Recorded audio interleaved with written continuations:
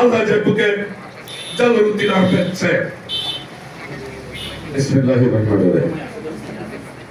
আখন্দিয়া press club কর্তৃক আয়োজিত ঈদ পুনর্মিলন অনুষ্ঠানের সম্মানিত সভাপতি এস এম মিনাজউদ্দিন, সাধারণ সম্পাদক মহিবুল্লাহ বৎসর, সাংগঠনিক সম্পাদক এনামুল্লাহ হৃদয়, আমাদের আজকের বিশেষ অতিথি বাংলাদেশ সরকারের শিক্ষা মন্ত্রণালয়ের যুগ্ম সচিব আমাদের সাইদুল শরীফ সাইবুল হক, সাইদুল হক, আমাদের উপজেলা নির্বাহী কর্মকর্তা রূপন দাস, উপজেলা অফিসার ইনচার্জ আখন্দিয়া, আমাদের নেতৃবৃন্দের মধ্যে আতিকুর রহমান মাসুদ, কামালউদ্দিন কামাল, আমাদের আকরামউদ্দিন মাস্টার, কিশোরগঞ্জ প্রেস ক্লাবের সাধারণ সম্পাদক সাইফুল মালিক চৌধুরী, আমাদের সুহেল চৌধুরী, শফিকুল ইসলাম মতি ফকির, আমাদের বাবুল, এস কে রাসেল, আমাদের এম শাহজাহান সহ আমাদের সাইদুল ভাই এবং আমাদের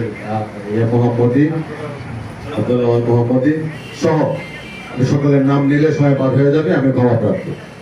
আখন্দিয়ার সাংবাদিক মানিক ছিল রশিদ মাস্টার সাহেব, সুরাবুদ্দিন সাহেব, মানিক সাংবাদিক মানিক, এই তিনজনকে মানুষ সাংবাদিক হিসেবে চিহ্নিত করেন। আমরা যখন আরো 30-40 বছর আগের কথা বলতেছি, এখন সংগঠন অনেক শক্তিশালী, অনেক গণমাধ্যম, সকল গণমাধ্যমে যারা কাজ করেন আমি আপনাদের প্রতি আমার শ্রদ্ধা ভালোবাসা জানাই। সাংবাদিক সকল সমাজের সাথে আমার একটা গভীর সম্পর্ক আছে, কারণ এই সমাজের চিত্র সাংবাদিকদের মাধ্যমে জনসমক্ষে আসে। এই জন্য তারা খুব আহামরি বেতন পায়, খুব আহামরি স্বাচ্ছন্দ্যে থাকে এরকম না, কিন্তু এটা তারা নেশা পেশা হিসাবে তারা এটা নেয়।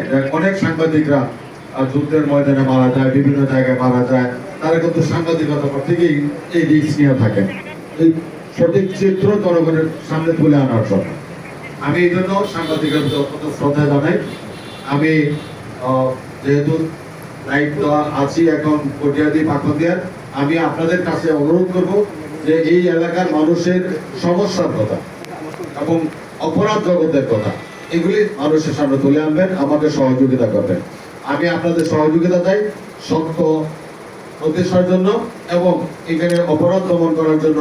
মানুষের অন্যায়, কোন রাস্তাটা খারাপ, কোন স্কুলটা খারাপ, কোন কলেজটা খারাপ, কোন মাদ্রাসাটার এই অবকাঠামো খারাপ, এগুলি আপনি যদি তুলে ধরেন তাহলে আমার জন্য কাজ করতে সহজ হয়। এটা অনেকেই বলে না, অনেকেই দ্বারা সম্ভব হয় না। আমি কাজ করতে চাই। এর মধ্যে আপনার নিশ্চয়ই আমার এই রাষ্ট্রপতির ভাষণের উপর আমি এই কটিয়াদি বাগমতি এবং সার্বিক কিশোরগঞ্জের কিছু যোগাযোগ ব্যবস্থা নিয়ে কিশোরগঞ্জ সম্পর্কে আমি কথা বলেছি। আগামী দিনগুলোতে এই বাগমতিয়া কটিয়াদির মানুষ তথা কিশোরগঞ্জের পক্ষে কথা বলবো আমি পার্লামেন্টে। এই এলাকার জন্য বরাদ্দ নিয়ে আসবো যাতে এই এলাকার উন্নয়ন করা যায় এবং এটা পারবো এই বিশ্বাস আমার আছে। আমি সারা জীবন আমি জনগণের পাশে ছিলাম, আমি পৌরসভার মেয়র ছিলাম, আমি কিশোরগঞ্জ পিপির দায়িত্ব পালন করেছি। আমার সেই সাহস আছে, সেই পরিশ্রম করার যে এবিলিটি সেটাও আমার আছে। আমি 5 মাস এক টানা রাস্তায় ছিলাম, যদিও এই মাধ্যম থেকে একটা সামাজিক যোগাযোগ মাধ্যম আমাকে শেষ করে দিয়েছিল।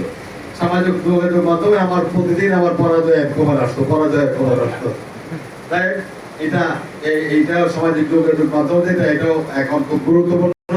এটাতে অনেক ভালো নিউজ থাকে, অনেক সত্য বেরিয়ে আসে, মানুষের মনের কথাগুলি আসে সামাজিক যোগাযোগ মাধ্যমে, যদিও কিছু ভয় খবরও থাকে। আমি আর কথা বাড়াতে চাই না। এই প্রতিষ্ঠানের উন্নয়নের কথা বলা হয়েছে। এই প্রতিষ্ঠানের আমি যখন মেয়র ছিলাম আমার মনে আছে যে তখন এই প্রতিষ্ঠানে আমি পিআর কর্মসূচি দিয়া এটাকে সাথে এটার উন্নয়নের সাথে আমি ছিলাম। আগামী দিনগুলি তো কিভাবে উন্নয়ন করা যায়, যে কথাটা বলা হয়েছে যে বহুতল ভবন যদি করা যায় তাহলে ভাড়া দিয়া এবং উপরে কমিউনিটি সেন্টারের মতো এটা যেটা পাঠকদের অভাব আছে এরকম ভাবে উদ্যোগ যদি নেয়, ভালো করে উদ্যোগ নিলে আমি আপনাদের সাথে থাকবো, আমি আপনাদের সাপোর্ট দিব আপনাদেরকে সরকারের পক্ষ থেকে। আমি আর কথা বলতে চাই না। আমি আবারও সকলকে ঈদের শুভেচ্ছা জানাচ্ছি, সকালের সুস্বাস্থ্য দীর্ঘায়ু কামনা করছি, এক হায়াত কামনা করছি এবং এই প্রতিষ্ঠান ভালোভাবে চলবে বর্তমান নেতৃত্বের মাধ্যমে। এই প্রত্যাশা রেখে এবং আমার পক্ষ থেকে সাংবাদিকদেরকে আলাদা সম্মান শ্রদ্ধা জানিয়ে আমার কথা শেষ করছি। আল্লাহ হাফেজ। বাংলাদেশ জিন্দাবাদ। সবাইকে ধন্যবাদ।